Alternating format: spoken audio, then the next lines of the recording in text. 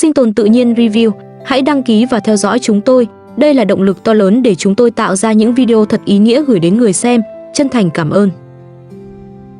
Hôm nay, khi nhiếp ảnh gia đến nhà Ali, bé Hakan đã được cha đưa về từ sáng sớm.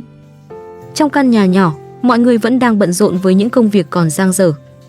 Phần nền vừa được sửa cần phải kiểm tra lại, bởi Ali muốn chắc chắn nước có thể thoát ra ngoài. Ali quay sang Parisa rồi nói: Parisa, cô trông Hakan giúp tôi nhé. Tôi muốn thử đổ nước ra xem nước có rút không. Sau đó, anh mang một thùng nước đến, từ từ đổ hết xuống sàn. Dòng nước nhanh chóng lan ra trên lớp nền mới. Ali chăm chú quan sát hướng chảy, chờ xem phần dốc mình vừa làm có thật sự phát huy tác dụng hay không. Một lúc sau, anh nhẹ nhõm nói: nước đang rút rồi. Công sức sửa chữa cuối cùng cũng đem lại kết quả. Nền nhà đã có độ dốc vừa đủ, nước không còn đọng lại quá lâu. Với Ali, đây chỉ là một thay đổi nhỏ, nhưng lại vô cùng quan trọng vì ở đây họ thường sử dụng thảm lót sàn nhà. Nếu bị đọng nước thì ảnh hưởng rất lớn đến sinh hoạt của gia đình. Đúng lúc đó, bà Hilda bước đến rồi nói: Ali, chúng ta đi lấy củi nhé. Nhà mình hết củi rồi. Ali không do dự: vâng, chúng ta đi thôi. Chuẩn bị đồ dùng để đi lấy củi nhé. Chúng ta có nên mang theo đồ pha trà không? Bà Hilda lập tức đáp: để bà chuẩn bị. Một chuyến đi lấy củi trên núi thường kéo dài nhiều giờ. Vì vậy, họ không chỉ cần mang dụng cụ để gom củi mà còn phải chuẩn bị nước uống, thức ăn, trà và một chỗ nghỉ ngơi. Bà Hilda nhanh chóng thu xếp những vật dụng cần thiết. Parisa lo cho Hakan. Khi mọi thứ gần hoàn tất, Ali gọi: lại đây giúp tôi. Lấy chăn cho tôi nhé. Bà Hilda nhìn số đồ đạc rồi nói: chúng ta nên dùng chiếu thì tiện hơn. Ali tiếp tục dặn: đưa Hakan cùng đồ đạc của thằng bé vào trong. Lấy chăn cho thằng bé đi. Nhưng Parisa đáp: tôi không có thời gian. Tôi phải bế Hakan. Ali đành tự mình thu xếp thêm: tôi phải mang nước lên xe. Xe đang đỗ bên ngoài rồi. Tôi sẽ giúp bà. Chờ tôi đi lấy xe đã. Một lúc sau, đồ đạc đã được xếp đầy đủ lên xe. Mọi người bắt đầu lên đường. Trên đường đi, Ali ghé vào một cửa hàng tiện lợi để mua thêm một số thứ cần thiết. Khi trở lại xe, anh nhìn bà Hilda đang ngồi phía sau dưới cái nắng nóng rồi nói: bà ơi, bà lên ngồi ghế phía trước đi. Ở đó sẽ đỡ nắng hơn. Phía trước vẫn còn chỗ trống. Nhưng bà Hilda nhẹ nhàng đáp: không cần đâu. Bà ngồi ở đây cũng thoải mái rồi. Bà không muốn làm mọi người phải thay đổi vị trí chỉ vì mình. Dù thời tiết nóng và quãng đường phía trước còn dài, bà vẫn chọn ngồi yên ở chỗ cũ. Chiếc xe tiếp tục đi qua những con đường quanh co dẫn về phía núi. Ali vừa lái xe vừa nói: tôi đã tìm được một nơi tốt hơn để chúng ta nghỉ ngơi. Những người du mục thường di chuyển qua tuyến đường này. Kéo cửa kính lên đi. Parisa đáp: Hakan đang ở trong vòng tay tôi. Cô ôm chặt cậu bé trong suốt quãng đường và giữ cho Hakan được thoải mái. Ali quay sang dặn Parisa: chúng tôi sẽ đi lấy củi. Cô phải trông chừng Hakan. Cô cũng nên phụ giúp bà khi thấy bà mệt. Chúng ta đã mang theo ít đồ ăn. Hôm nay chúng ta sẽ ăn trưa trên núi.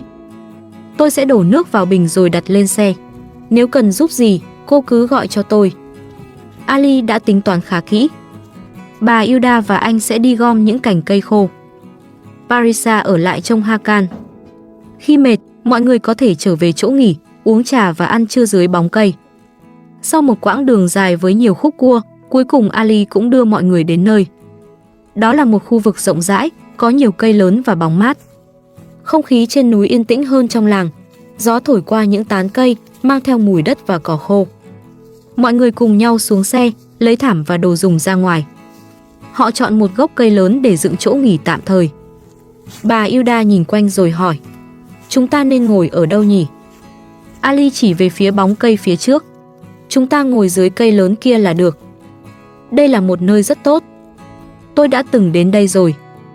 Cây này lớn hơn, bóng mát cũng rộng hơn. Mọi người lên đây đi. Chúng ta nghỉ ngơi một lát nhé. Để tôi dọn sạch chỗ này trước.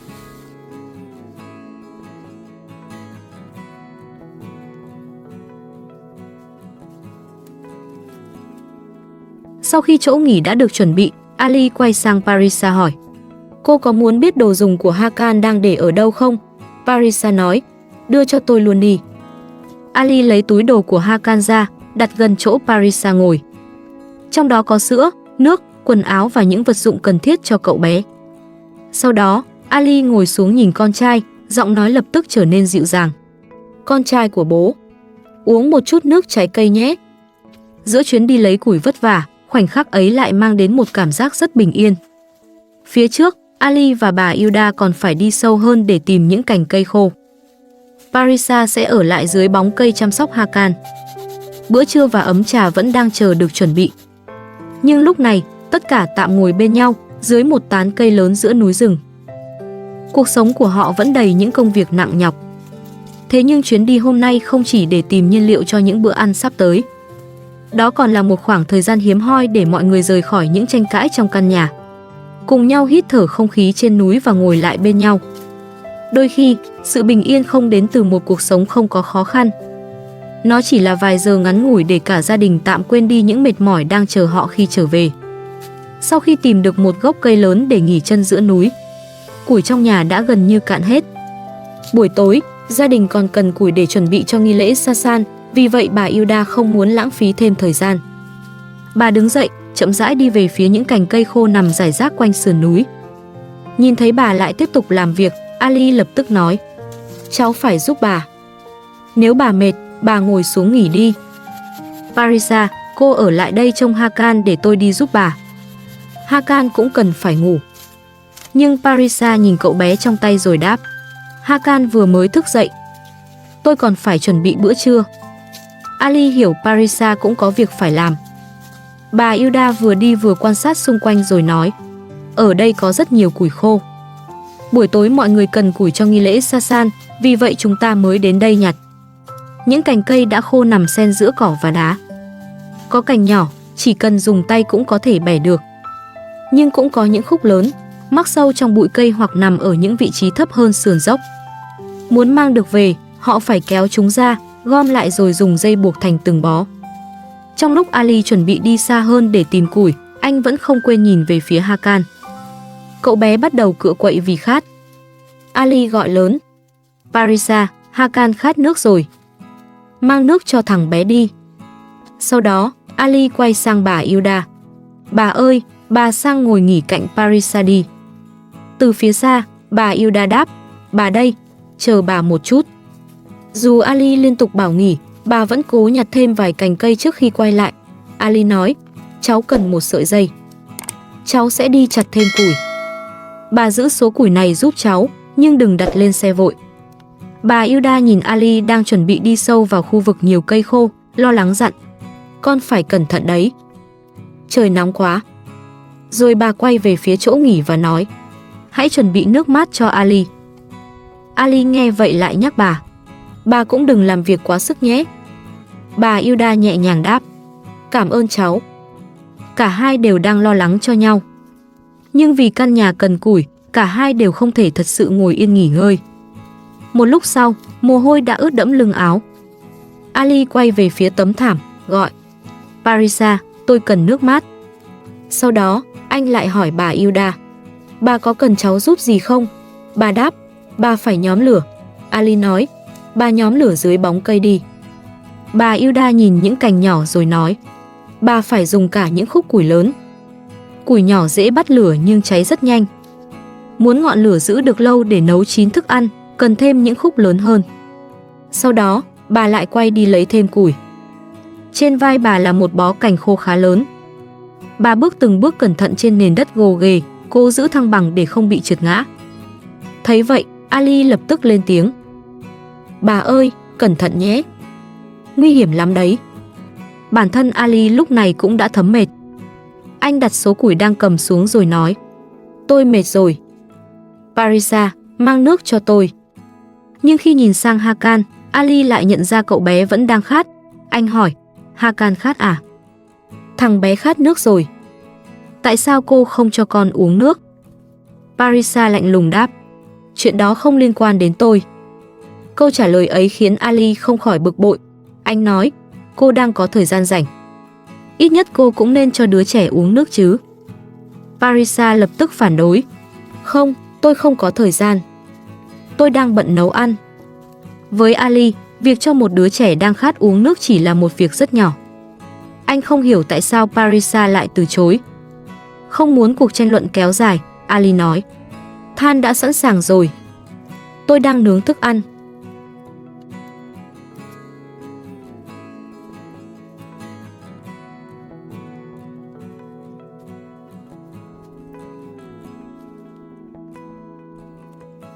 Ở một phía khác, bà Hilda vẫn cố chẻ những cành cây lớn thành khúc nhỏ hơn. Nhưng gỗ quá cứng.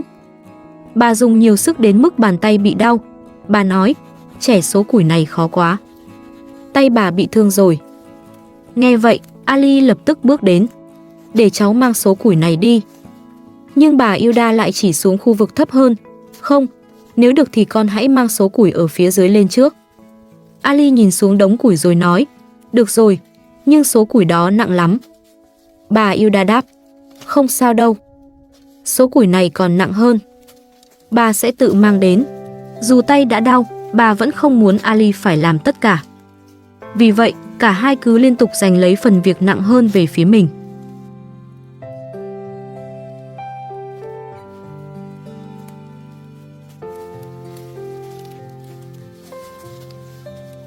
Ali đành nói, được rồi, bà mang thêm một ít lá khô nữa nhé. Bà Hilda cúi xuống nhặt chúng, rồi gọi, mang dây thừng đến đây. Nhiếp ảnh gia ơi, giúp tôi một tay. Mọi người bắt đầu gom củi thành từng bó lớn.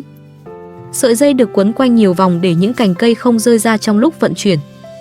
Ali nhìn thời gian rồi nói, chúng ta phải làm nhanh hơn. Kiểm lâm có thể sắp đến rồi. Ở phía sau còn củi không?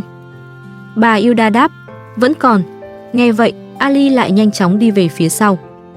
Anh không muốn bỏ lỡ số củi khô còn lại, nhưng cũng không muốn ở lại quá lâu rồi gặp rắc rối với kiểm lâm.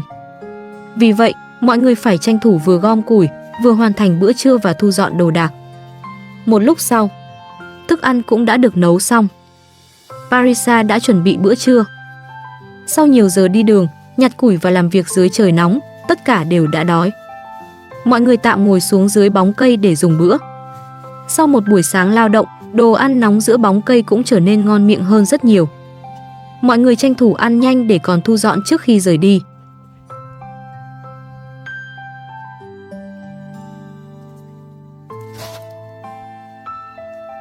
Sau khi bữa trưa kết thúc, tất cả bắt đầu đưa củi lên xe. Ali vừa thu dọn vừa liên tục nhắc, chúng ta phải đi thôi. Đừng để quên thứ gì. Parisa, lại đây nhanh lên. Bà ơi, cẩn thận. Bà phải cẩn thận nhé. Anh lo bà Hilda có thể vấp ngã khi bước qua những cành cây rải rác. Dù rất mệt, bà vẫn cố giúp đưa từng bó củi lên xe.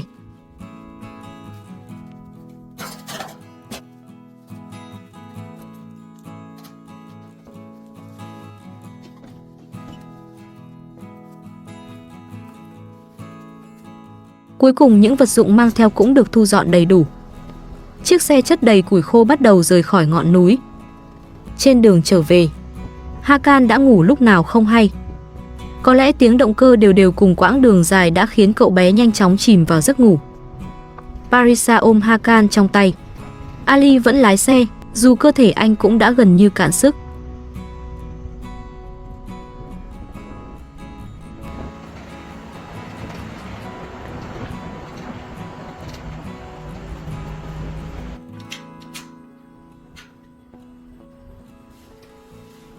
Một lúc sau, mọi người cũng về đến nhà. Ali nhìn Hakan rồi hạ giọng nói, Hakan đang ngủ. Đặt em bé xuống đi. Bế thằng bé lên. Trời nóng quá. Đưa Hakan vào trong nhà đi. Tôi sẽ dỡ củi xuống. Hôm nay chúng ta đã mang về rất nhiều củi. Số củi trên xe quả thật không ít. Đó là thành quả của nhiều giờ làm việc giữa núi. Bà Hilda cũng không chịu nghỉ. Bà bước đến phụ anh, dù đôi chân đã đau nhức. Từng cành củi được đặt thành đống ở ngoài sân. Sau khi dỡ củi xuống, Ali quay trở vào nhà. Đúng lúc ấy, Hakan cũng vừa thức dậy. Parisa mệt mỏi nói, hôm nay chúng ta đã quá mệt rồi. Hãy đưa thằng bé về cho mẹ nó đi. Ali nghe vậy liền đáp, hôm nay cô đã làm bà mệt quá rồi. Nhưng Parisa phản đối. Chính bà bảo tôi trông Hakan mà. Tôi không trông thằng bé nữa đâu. Hakan, đừng làm phiền nữa. Những lời nói ấy khiến không khí trong căn nhà lại trở nên nặng nề.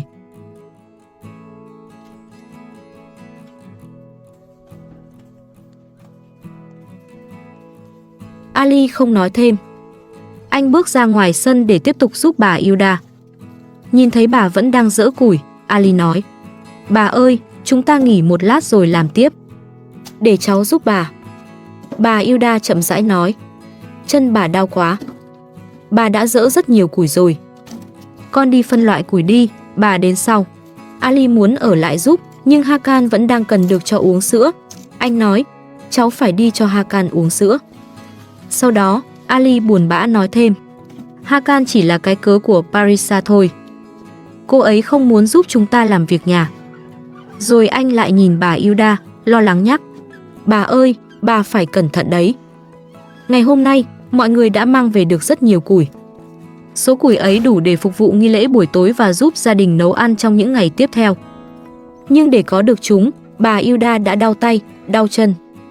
Chỉ có bà Hilda vẫn âm thầm làm việc từ đầu đến cuối. Bà không tranh luận, không trách móc. Còn Ali, giữa những áp lực và mệt mỏi, vẫn phải vừa chăm con, vừa lo công việc, vừa sợ bà mình kiệt sức. Chuyến đi lấy củi tưởng như chỉ là một việc rất bình thường. Nhưng nó lại cho thấy những khoảng cách đang lớn dần trong gia đình.